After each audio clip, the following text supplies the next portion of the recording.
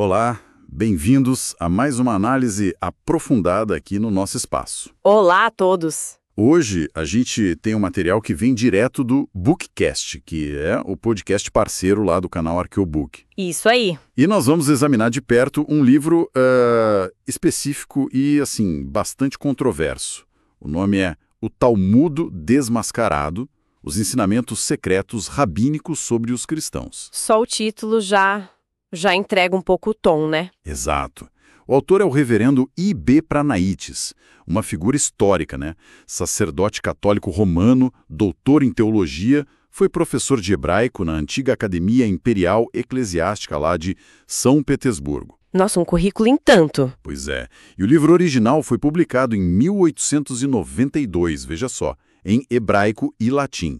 E tinha o imprimatur da Igreja Católica da época do arcebispo Kozlowski. Uhum. A versão que a gente está usando como base, ela menciona edições mais recentes, uma norte-americana, outra colombiana. E tem até uma nota do editor americano falando do interesse que a obra ainda desperta. Sim, e é interessante ver o objetivo que o próprio Pranaitis coloca lá no prólogo, né? Ele diz que quer revelar o que o Talmud realmente ensinaria sobre os cristãos. Como assim, realmente? Bom, segundo ele, né? Ele afirma ter traduzido trechos dos livros talmúdicos e organizado tudo para mostrar a imagem do cristianismo que ele acredita que está ali. Entendi. Basicamente, ele divide o livro em duas partes grandes. O que o Talmud ensinaria sobre os cristãos e depois como os judeus deveriam agir com relação a eles, baseado nesses ensinamentos que ele aponta. Ok, tá claro. Então a nossa missão aqui hoje é desbravar o conteúdo desse livro, seguindo a estrutura que o próprio autor montou, capítulo por capítulo. Exato. Vamos apresentar as informações, as alegações que o Pranaitis faz nessa fonte específica. É importante deixar isso bem claro. Estamos explorando o que este livro diz. Fundamental. Certo. Ok, então. Vamos começar a desembrulhar isso. Vamos lá. O livro começa de uma forma até didática, explicando o que é o Talmud. Isso está logo nas primeiras páginas da nossa edição. Sim. Pranaitis explica que o nome Talmud viria de Lamud, que significaria ensino em hebraico. Exato. E ele já estabelece aquela distinção clássica no judaísmo, né? Entre a lei escrita, a Torá, que teria sido dada a Moisés, e a lei oral, a Torá Shebial Pé. Que seriam as interpretações. Isso, as interpretações, as explicações transmitidas oralmente de geração em geração. Aí, a base do Talmud, segundo o que o Pranaitis apresenta, é a Mishnah. E o que seria essa Mishnah, nesse contexto que ele descreve? Seria a primeira grande compilação escrita dessa lei oral, feita lá pelo século II depois de Cristo, por um rabino chamado Yehuda Hanassi. Ah, sim. Pranaitis menciona que isso foi feito porque existia um medo, sabe, de que essa tradição oral acabasse se perdendo com o tempo, com as diásporas. Faz sentido, né? Preservar. E depois da Mishnah, o que vem? Aí vem a Gemará, que são basicamente as discussões, os comentários, os debates dos rabinos sobre os textos da Mishnah. Pranaitis menciona que existem duas versões, a de Jerusalém e a da Babilônia. E ele destaca que a babilônica é considerada, assim, mais completa, com mais autoridade dentro da tradição judaica. Então, a Mishnah mais a Gemará babilônica formam o Talmud babilônico. Exatamente. É essa combinação que a gente geralmente chama só de Talmud. E como esse Talmud é organizado? O livro detalha isso, a estrutura. Detalha sim. Ele descreve a estrutura principal.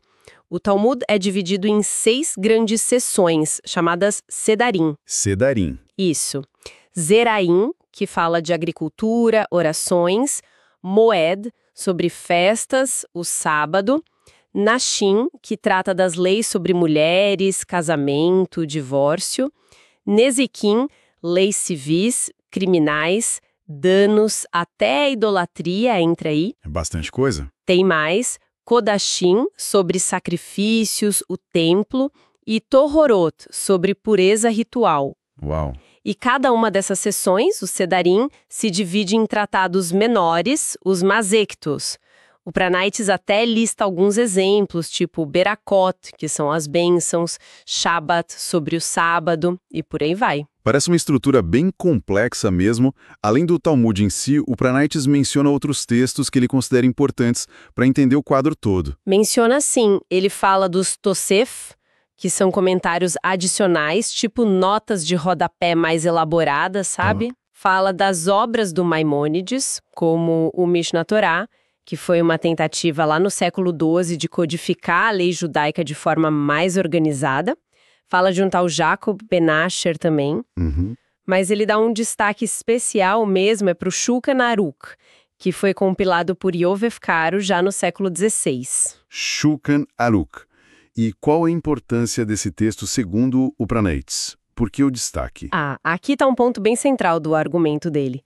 Pranaites alega que o Shulchan Aruch, junto com seus comentários, se tornou o código de lei assim fundamental e obrigatório para os judeus até os dias dele e talvez até hoje. Obrigatório. É o que ele alega. E mais, ele diz que esse texto teria um peso teológico comparável ao que os doutores da igreja têm para os católicos.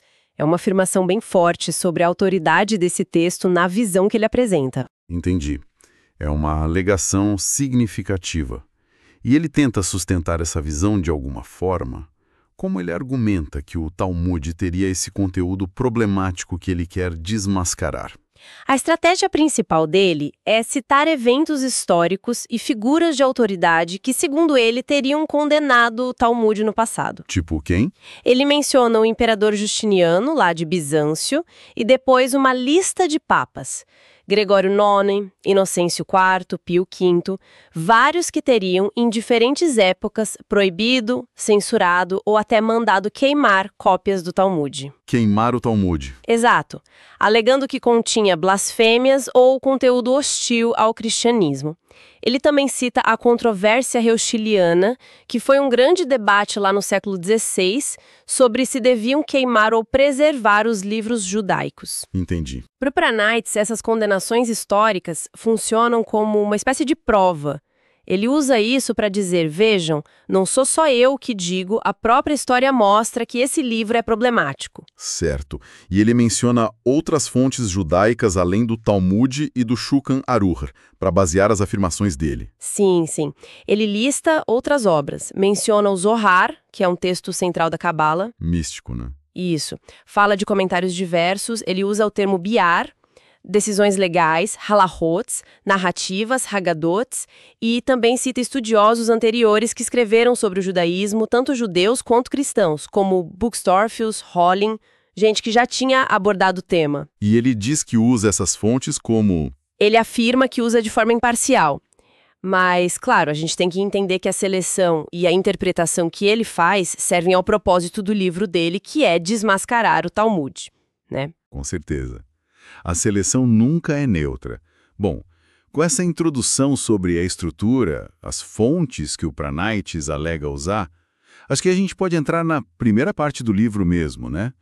Onde ele começa a detalhar os supostos ensinamentos sobre os cristãos. Exato. É aqui que a coisa começa a ficar mais direta. O que ele apresenta primeiro, então? O primeiro capítulo foca inteiramente na figura de Jesus Cristo. Pranaites divide isso em 3 pontos principais.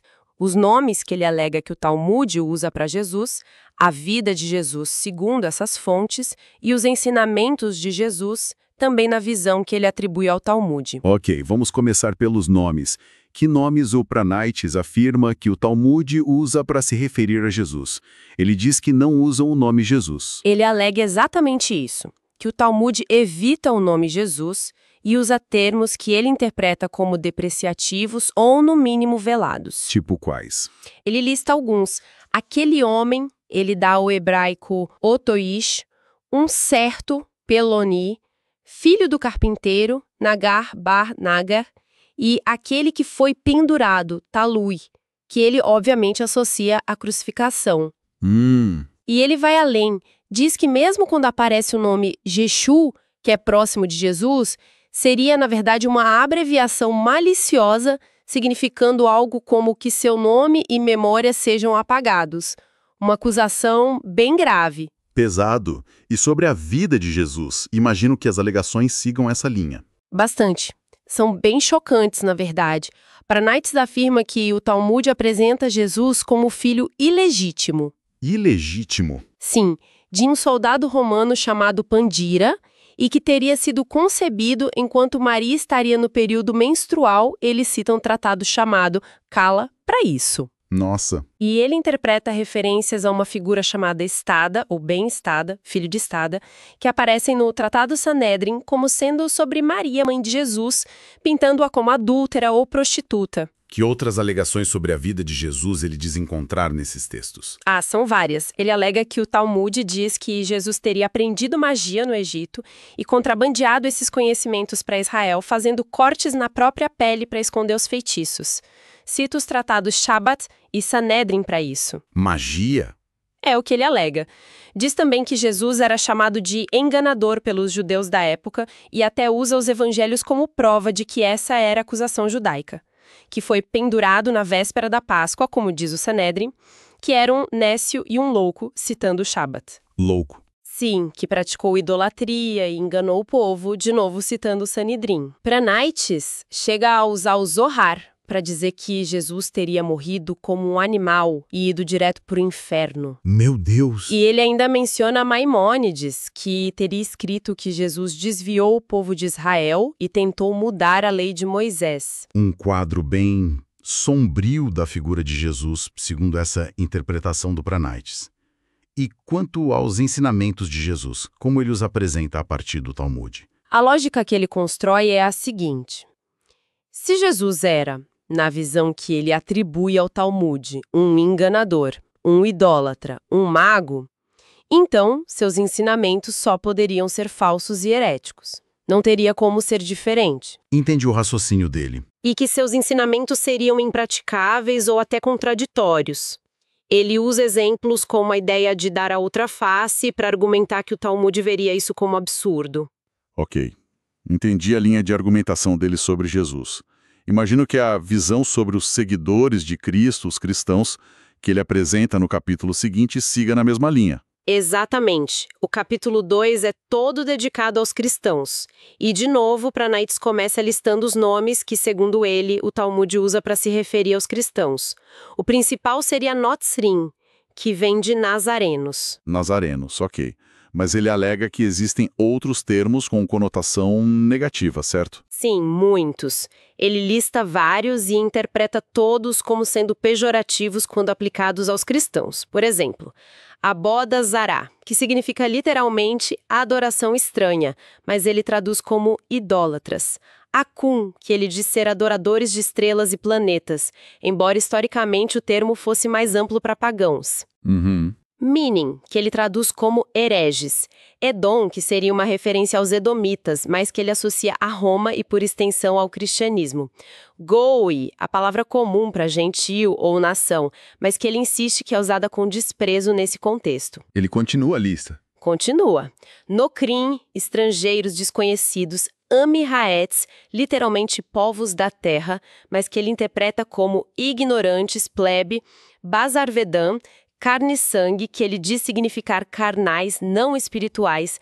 Apicorossem, derivado de Epicuro, significando descrentes, céticos. E até Cutim, samaritanos, um grupo historicamente rival. Ele dá uma explicação para cada um, dizendo por que seria negativo. Sim, para cada um desses termos ele oferece uma explicação ligando o significado original a uma suposta intenção pejorativa contra os cristãos dentro dos textos talmúdicos. Certo.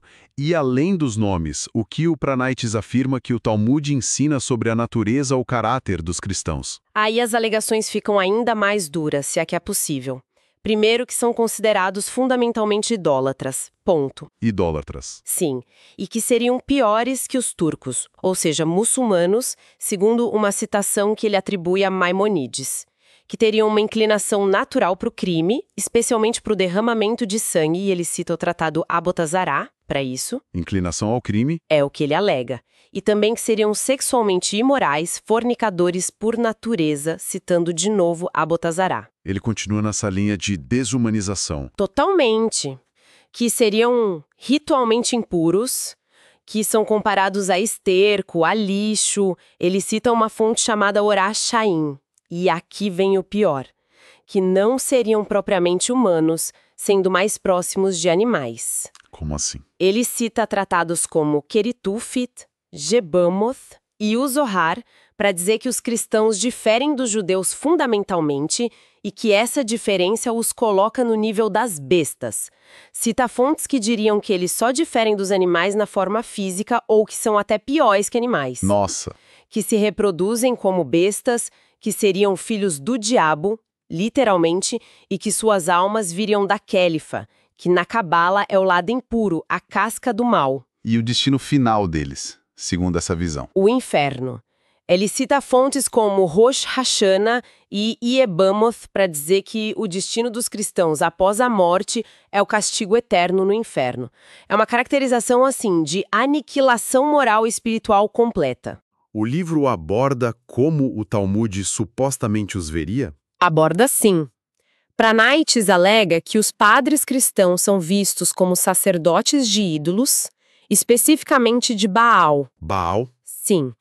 Que as igrejas cristãs são consideradas casas de idolatria, casas de vaidade ou até casas de necessidade. Latrinas, basicamente. Ele cita Abodazará e Ioredea. Que os cálices e outros objetos usados no culto cristão são impuros por terem sido usados em idolatria. E os livros? Os evangelhos? Que os livros sagrados cristãos, como os evangelhos, são considerados heréticos, livros de mim, hereges, e que deveriam ser destruídos.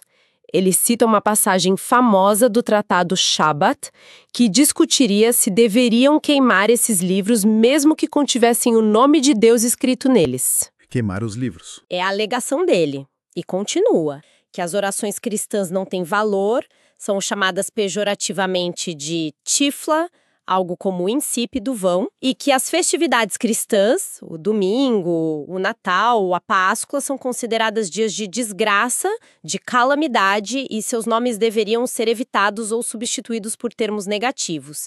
Ele dá o exemplo de Nital, extirpação para o Natal. Entendido. Isso cobre a primeira parte do livro, sobre os supostos ensinamentos. Agora vamos para a segunda parte, onde o Pranaites detalha os preceitos, as regras de conduta que ele alega que o Talmud impõe aos judeus em relação aos cristãos.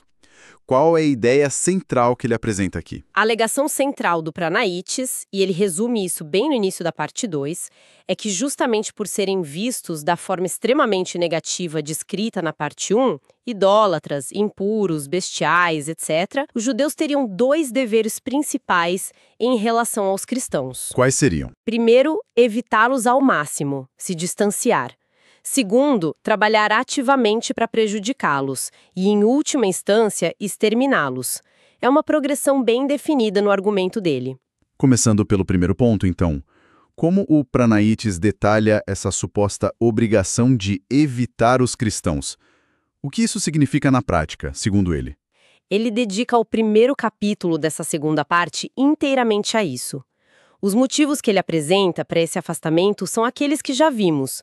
Os cristãos não compartilham o modo de vida judaico, são impuros, são idólatras e são assassinos em potencial, sempre na visão que ele atribui ao Talmud, claro. Certo. Com base nisso, ele lista uma série de proibições práticas. Um judeu não deveria cumprimentar um cristão primeiro ou de forma amigável, não deveria usar tribunais cristãos para resolver disputas, não poderia usar o testemunho de um cristão num tribunal judaico, não deveria comer comida preparada por cristãos, vinho, pão, leite, etc., e não deveria imitar os costumes cristãos, como roupas ou corte de cabelo. E a questão da impureza e da idolatria, como entram nessas regras de evitar? Por serem considerados impuros, ele alega que tudo que um cristão toca ou usa precisaria ser purificado antes que um judeu pudesse usar, lavar pratos, etc. E por serem idólatras, seria proibido fazer negócios com eles nos dias de festa cristã, também seria proibido usar qualquer objeto de culto deles ou vender a eles qualquer coisa que pudesse ser usada para idolatria, imagens, incenso, velas para a igreja. Interessante essa proibição de vender coisas para culto. Sim, E, curiosamente, ele cita uma passagem que diria que essa proibição de negociar não se aplicaria aos ateus, apenas aos idólatras, cristãos, no caso. E a questão de serem malvados ou assassinos, que você mencionou, como isso se traduz em regras de evitar? Isso levaria, segundo Pranaitis, a uma proibição muito séria, a de contratar cristãos para certas funções onde eles poderiam, teoricamente, causar dano a um judeu. Que tipo de funções? Ele lista enfermeiros ou amas de leite, professores para crianças judias, médicos, barbeiros que usavam instrumentos cortantes e faziam sangrias na época, ou parteiras. A alegação é que haveria sempre a suspeita de que eles poderiam intencionalmente prejudicar ou até matar um judeu ou uma criança judia se tivessem a oportunidade. Entendi. São regras de distanciamento social e profissional bem radicais.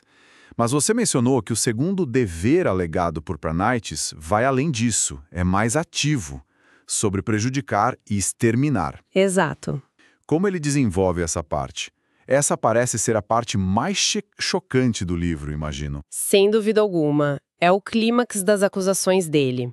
O capítulo 2 da parte 2ª tem um título direto: Os cristãos devem ser exterminados. Uau! Aqui, Pranaitis argumenta que o Talmud não só permite, mas prescreve ações diretas para causar dano aos cristãos.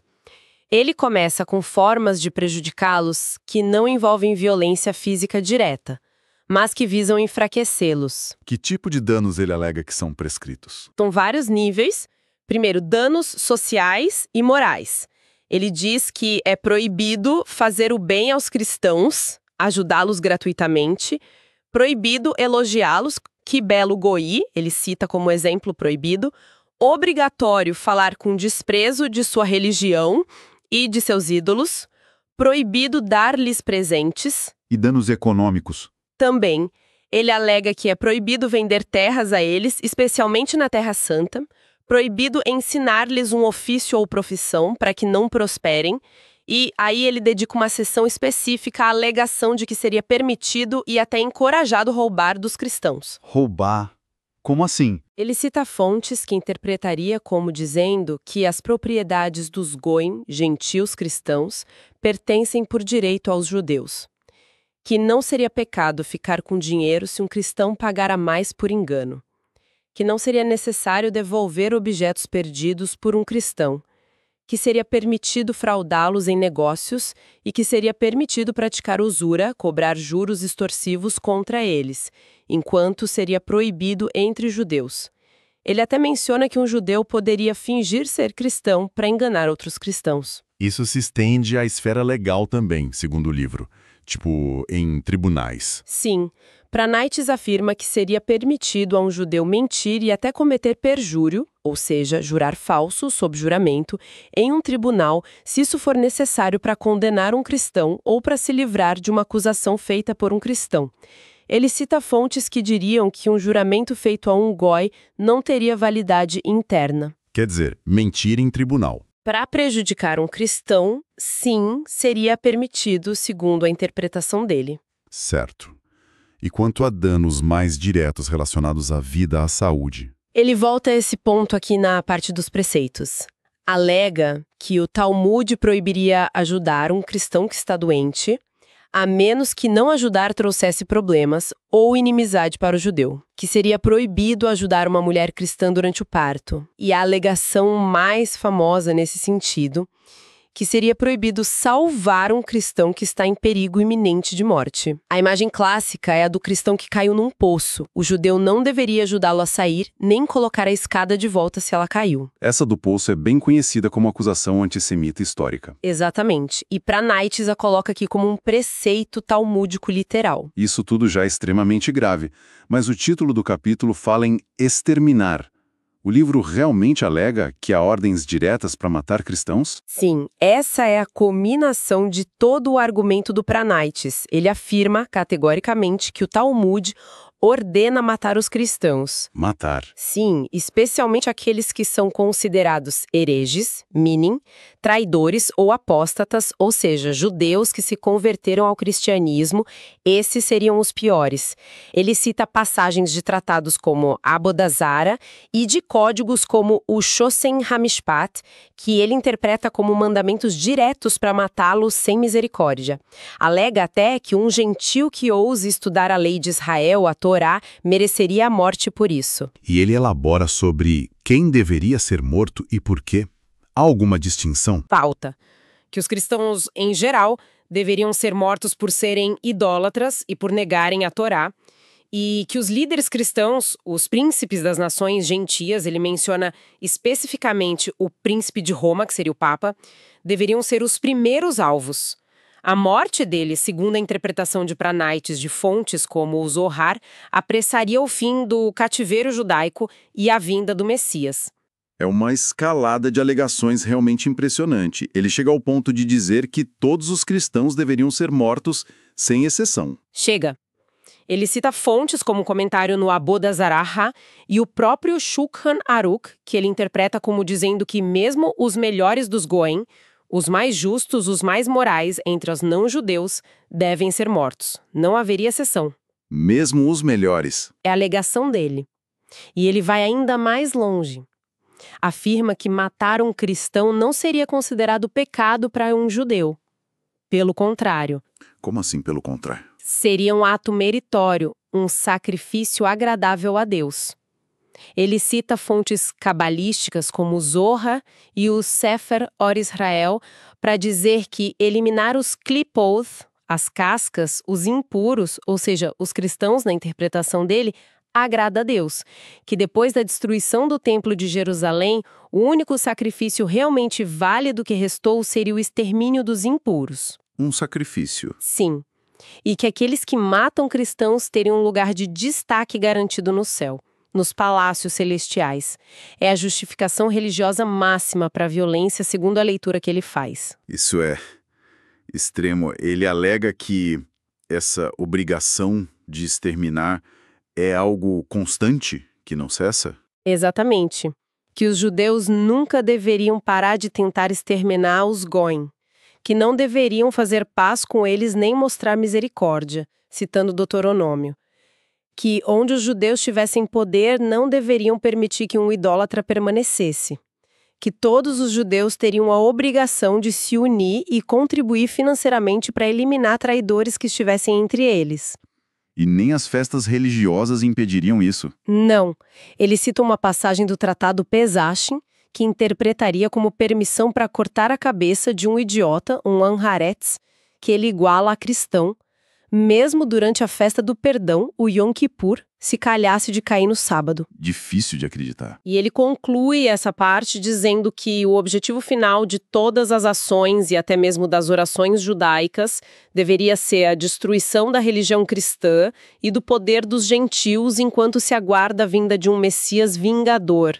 Ele até conecta isso a orações específicas que, segundo ele, eram recitadas e pediam essa destruição, mencionando uma oração da Sexta-feira Santa que depois foi alterada. É realmente uma compilação de acusações assim, muito fortes, muito detalhadas, que o reverendo Pranaites faz no livro O Talmud Desmascarado.